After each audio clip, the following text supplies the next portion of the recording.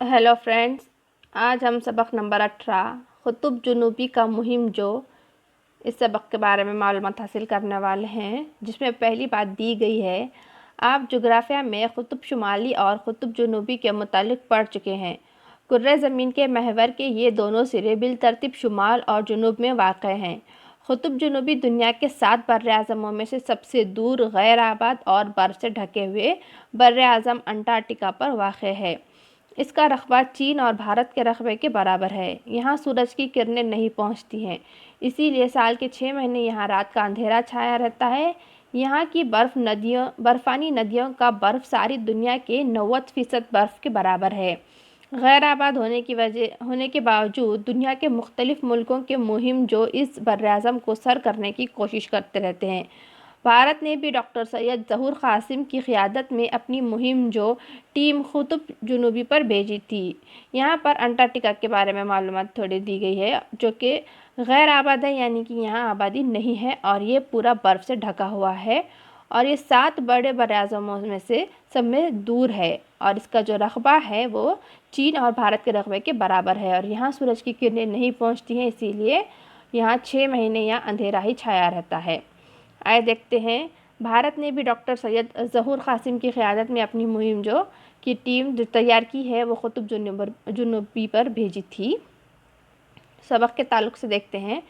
हिंदुस्तान के माहिर बहरियात और क़ुतुब जुनूब के मुहिम जो सैयद ज़हूर क़ासिम ज़िला इलाहाबाद के रक्सोवाड़ा गाँव में 31 दिसंबर सन 1926 को पैदा हुए। इनके वालिद सैयद ज़मीर क़ासिम यहाँ के ज़मींदार थे। वो कई बागात के मालिक थे। उर्दू फ़ारसी में शायरी भी करते थे। ज़हूर क़ासिम की वालिदा फ़ाखरा बेगम निहायत वज़ादार ख़ातून थीं। इन्होंने बच्चों की तरबियत में कोई कसर नहीं छोड़ी और इन्हें आला तालीम दिलवाई। ज़हूर क़ासिम अपने तमाम भाई बहनों में सबसे बड़े थे। ज़हूर क़ासिम की इब्तिदाई तालीम घर पर ही हुई। पंडित जगदम्बा प्रसाद से इन्होंने रियाज़ी, जोग्राफ़िया और तारीख़ सीखी। दीनियात के अलावा उर्दू फ़ारसी की तालीम इन्होंने मौलवी इब्राहिम से हासिल की। जमा शशुम से इन्हें स्कूल में दाखिल किया गया। मजदिया इस्लामिया कॉलेज से मैट्रिक के बाद गवर्नमेंट कॉलेज इलाहाबाद और अलीगढ़ मुस्लिम यूनिवर्सिटी से इन्होंने साइंस में ग्रेजुएट की डिग्री हासिल की। इसके बाद ज़हूर क़ासिम ने सन 1951 में इल्मुल हैवानात में MSc का इम्तिहान इम्तियाज़ी नंबरों से पास किया। इस कामयाबी पर अलीगढ़ मुस्लिम यूनिवर्सिटी ने इन्हें सोने के तमग़े से नवाजा और शोबे इल्मुल हैवानात में लेक्चरर का ओहदा पेश किया। ज़हूर क़ासिम की शदीद ख्वाहिश थी कि मैं समंदरी उलूम में डिग्री हासिल करूं, लिहाजा वो सन 1953 में वो बरतानिया गए और वहाँ के कॉलेज से बहरियात में PhD और 1968 में DSc की डिग्रियां हासिल की। ज़हूर क़ासिम को तालीम के साथ साथ खेलों से भी दिलचस्पी थी। अलीगढ़ मुस्लिम यूनिवर्सिटी में तालीम के दौरान इन्होंने हॉकी और फुटबॉल के खेलों में अपनी महारत का मुज़ाहरा किया। नेज़ा और डिस्क फेंकने में भी अपना कमाल दिखाते और देखने वालों को हैरत में डाल देते थे। अलीगढ़ में इसी शौक़ की बुनियाद पर इन्हें जनरल स्पोर्ट्स कैप्टन और बाद में जिम्नाज़ियम क्लब और गेम्स कमेटी का सेक्रेटरी बनाया गया था। बहरियात में PhD करने के बाद जब ज़हूर क़ासिम कोची के बहर हिंद में तहक़ीक़ी काम करने वाले आलमी इदारे से जुड़े तो इन्होंने केरला और लक्षद्वीप के समंदरों की इब्तिदाई पैदावार और कोचीन के माहिर परवरी के इदारे में मछलियों की हयातियात के मुख्तलिफ गोशों पर तहक़ीक़ी काम किया। इस तहक़ीक़ की वजह से तमिलनाडु में मछलियों की सनत को काफ़ी फ़रोग़ हासिल हुआ। हुकूमत ने इनके खिदमात के सिले में ज़हूर क़ासिम को सन 1974 में पद्मश्री के खिताब से नवाजा। अगरचे वो कई साइंसी इदारों में काम करते रहे, मगर जब इन्होंने गोवा के कौमी इदारे बहरियात NIO की जिम्मेदारियों को संभाला तो इनका रास्त ताल्लुक़ समंदरी तहक़ीक़ से हो गया। इनके कामों की वजह से NIO सारी दुनिया में मशहूर हो गया। यहाँ ज़हूर क़ासिम ने 13 समंदरी मुहिमात के ज़रिए बहरे अरब और बहरे बंगाल की समंदरी पैदावार का पता लगाया और कसीर धाती लच्छों के ज़ख़ीरे दरियाफ़्त किए, जिनकी मिक़दार अरबों टन तक पहुँचती है। इन लच्छों में मैंगनीज़, लोहा, तांबा, निकल और कोलबाट पाया जाता है। क़ुतुब जुनूब की मुहिम हिंदुस्तान की साइंसी तरक्की की तारीख़ में बड़ी अहम मानी जाती है। वज़ीर आज़म इंदिरा गांधी की शदीद ख्वाहिश थी कि जापान, फ्रांस, बरतानिया और अमेरिका की तरह भारत भी قطب جنوبی کو سر کرے۔ حکومت نے اس مہم کی قیادت ظہور قاسم کے سپرد کر دی۔ چنانچہ مختلف فنون اور ایکس ماہرین کا یہ دستہ قطب جنوبی کی مہم پر 6 دسمبر سن 1981 کو گوا کی مارموگاؤ بندرگاہ سے روانہ ہوا اور بڑی دقتوں کا سامنا کرتے ہوئے 9 جنوری سن 1982 کو ہندوستانی وقت کے مطابق رات 3 بجے قطب جنوبی پر پہنچا۔ قطب جنوبی کی سمت ظہور قاسم کے دستے کا ابتدائی سفر تو آرام دہ تھا، مگر جب ان ماہرین کا جہاز گرجنے والا 40 اور غضبناک 50 کے قریب پہنچا تو ان کی دشواریاں بڑھ گئیں۔ تیز و تند طوفانی ہواؤں اور پہاڑ جیسی بلند سمندری لہروں میں جب ان کا جہاز ڈگمگا جاتا تو انہیں اپنی موت قریب نظر آتی۔ اس خطے میں پہنچ کر جب ایک دن ایک ماہ کے برابر ہوا تو ان کی پریشانیاں اور بڑھ گئیں۔ ناشتے، دوپہر اور رات کے کھانے میں وقت کی تمیز نہیں رہ گئی تھی۔ یہ لوگ جب نیند آتی سو جاتے، جب بھوک لگتی کھانا کھا لیتے۔ اس تبدیلی کی وجہ سے ان لوگوں میں چڑچڑاپن آ گیا تھا۔ ان کے چہروں پر مایوسی چھائی رہتی۔ کبھی کبھی ان کا جہاز برف کے تودوں میں پھنس جاتا یا ان سے ٹکرا جاتا تو ان لوگوں پر خوف طاری ہو جاتا۔ ظہور قاسم ایسے حالات میں اپنے ساتھیوں کا حوصلہ بڑھاتے اور انہیں ہنسانے کی کوشش کرتے۔ وہ کہتے تھے، موت تو سڑک حادثے میں بھی ہو سکتی ہے، نیند بھی آ سکتی ہے، لیکن کسی مہم کے دوران ہونے والے موت سے بہتر کوئی موت نہیں ہے۔ اگر ہم اس دوران ہلاک ہو جاتے ہیں تو ملک کے کروڑوں لوگ ہمارا سوگ منائیں گے۔ قطب جنوبی پہنچتے ہی مہم جوؤں نے مل کر وہاں ایک بیس کیمپ تیار کیا اور بھارت کا پرچم لہرایا۔ وہاں انہوں نے ایک خودکار موسمی اسٹیشن بھی قائم کیا۔ ان دنوں مقامات کو گنگوتری اور میتری نام دیے گئے۔ قطب جنوبی کو سر کرنے والوں کی یہ پوری ٹیم 21,000 کلومیٹر کا فاصلہ طے کرکے 21 فروری سن 1982 کو مارموگاؤ بندرگاہ واپس لوٹ آئی۔ یہ مہم 77 دنوں میں مکمل ہوئی۔ اس کی کامیابی پر ہمارے ڈاک کے محکمے نے 9 جنوری سن 1983 کو ایک یادگار ٹکٹ جاری کیا تھا۔ وزیر اعظم اندرا گاندھی نے ظہور قاسم اور ان کی ٹیم کو مبارکبادی دی اور اس کامیابی پر بہت خوشی کا اظہار کیا۔ قطب جنوبی کی مہم سر کرنے کے بعد بھی ظہور قاسم مختلف اداروں سے وابستہ رہے۔ سن 1989 میں انہیں جامعہ ملیہ اسلامیہ دہلی کا وائس چانسلر بنایا گیا۔ اس عہدے پر فائز ہوتے ہی انہوں نے جامعہ کی ترقی کے بہت سارے کام کیے۔ سائنس کے شعبے کی ترقی کو یقینی بنایا، جامعہ کی قدیم عمارتوں کی مرمت اور تزئین پر توجہ دی، نئی عمارتیں تعمیر کروائی، مختلف تعلیمی شعبے قائم کیے۔ تعلیم کے ساتھ ساتھ کھیلوں کی طرف بھی انہوں نے خصوصی توجہ دی اور کرکٹ اور باسکٹ بال جیسے کھیلوں میں جامعہ کا نام روشن کرنے کے لیے کڑی محنت کی۔ دنیا بھر میں ان کی خدمات کو سراہا گیا۔ حکومت ہند نے انہیں پدم بھوشن کے خطاب سے بھی نوازا۔ تحقیق کے ساتھ انہوں نے تصنیف و تالیف پر بھی توجہ دی۔ 12 کتابیں، 250 تحقیقی مقامات کا تصنیفی سرمایہ ہے۔ بحریات اور ماحولیات پر کام کرتے کرتے ظہور قاسم 88 برس کی عمر میں 20 اکتوبر سن 2015 کو اس جہان فانی سے کوچ کر گئے۔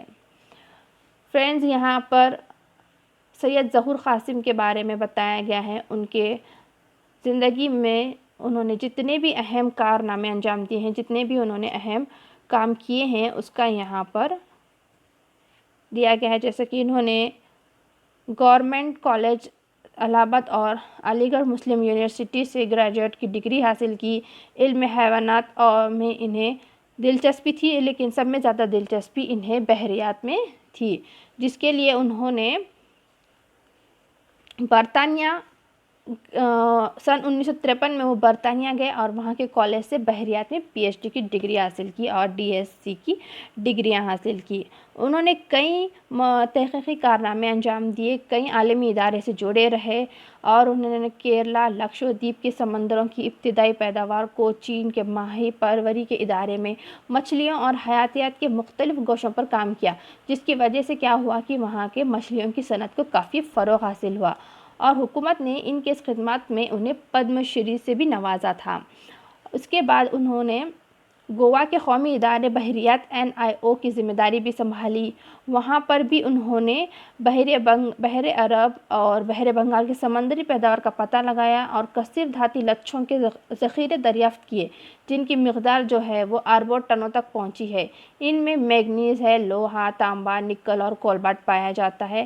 اس کے بعد ہمارے وزیر اعظم اندرا گاندھی کی خواہش تھی کہ جس طرح جاپان، فرانس، برطانیہ، امریکہ کے نے جس طرح سے قطب جنوبی کو سر کیا ہے، اسی طرح بھارت بھی کرے۔ اس مہم کی جو قیادت تھی وہ ظہور قاسم کے سپرد کر دی گئی اور وہاں سے ان کی ایک ٹیم روانہ ہوئی جو 9 جنوری کو سن 1982 کو ہندوستانی وقت کے مطابق رات 3 بجے وہ قطب جنوبی پر پہنچا۔ ان کا جو سفر تھا وہ بہت ہی شروعات میں تو آرام دہ تھا، لیکن بعد میں جیسے جیسے وہ وہاں پہنچتے گئے ان کا سفر خطرناک اور دشواریوں بھرا ہوتا گیا۔ وہاں جا کر انہوں نے جب تیز طوفانی ہواؤں کا سامنا کیا، پہاڑ جیسی بلند سمندری لہروں سے جب ان کا جہاز ڈگمگا جاتا تو ان لوگوں کو ایسا محسوس ہوتا جیسے ان کی موت قریب ہے۔ لیکن پر ہر بار یہ سید ظہور قاسم جو ہیں اپنے ساتھ موجود تمام لوگوں کی ہمت بڑھاتے، حوصلہ بڑھاتے اور انہیں بتاتے کہ موت جو ہو سکتی ہے سڑک حادثے میں بھی ہو سکتی ہے، لیکن کسی مہم کے درمیان اگر ہم ہلاک ہو جاتے ہیں تو ہم ملک کے کروڑوں لوگ جو ہے ہمارا سوگ منائیں گے۔ وہاں کی تمام مشکلات کا سامنا کرتے ہوئے وہ قطب جنوبی پہنچے اور وہاں پر انہوں نے اپنے بھارت کا پرچم لہرایا اور وہاں ایک موسمی اسٹیشن بھی قائم کیا۔ ان دونوں مقامات کو گنگوتری اور میتری کا بھی نام دیا گیا۔ یہ پوری ٹیم جو ہے 21,000 کلومیٹر کا فاصلہ طے کر کے 21 فروری سن 1982 کو مارموگاؤ بندرگاہ پر واپس لوٹ آئی۔